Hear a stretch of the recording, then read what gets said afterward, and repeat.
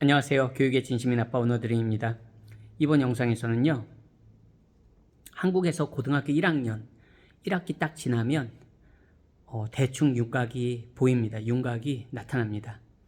참고로 1학년 2학기 딱 되면은 학생 본인도 알고요, 실제로 체감합니다. 내가 갈 수 있는 한국에서의 대학 선이 보입니다. 명확하게 보입니다. 근데 이제 거기서 대부분의 학생들은 희망 고문, 난 할 수 있어. 물론 열에 한 명은 됩니다. 반전을 이뤄내는 경우도 있습니다. 1학년 2학기 때부터 정말 최선을 다해서 반전을 이뤄내는 경우 왜 없겠습니까? 10명에 2명도 있을 수 있습니다. 하지만 어쨌든 절대 다수는 반전을 이뤄내기가 거의 불가능합니다. 왜? 그 시기에는 누구나 다 열심히 하니까. 누구나 다 열심히 하는 시기입니다. 그렇기 때문에 극적인 반전을 이뤄내는 건 참 어렵습니다.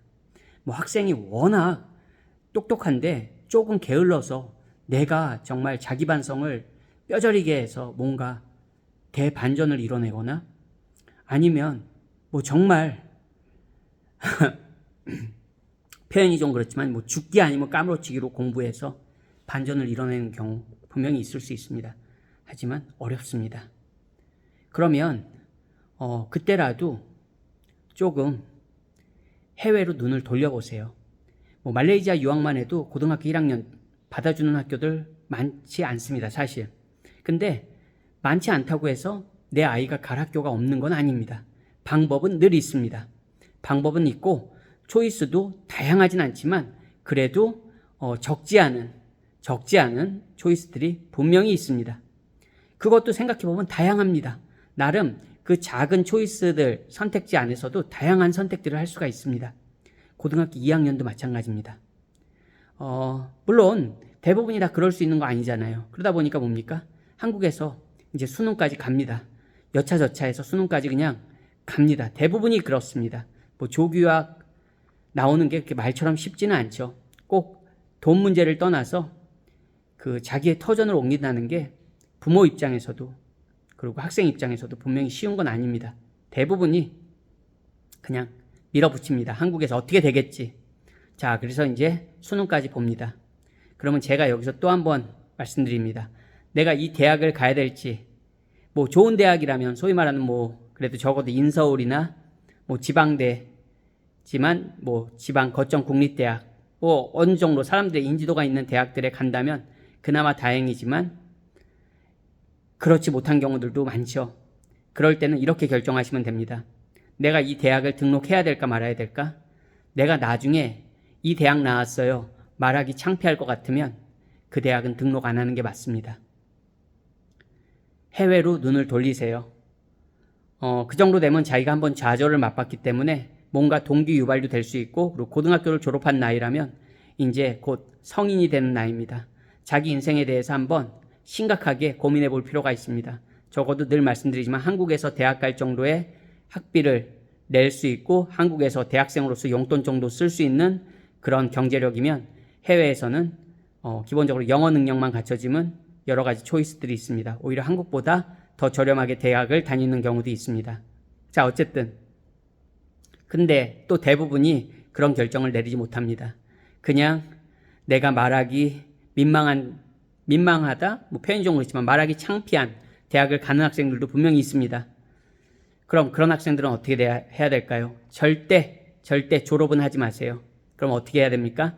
편입을 하세요. 편입을 도전하세요.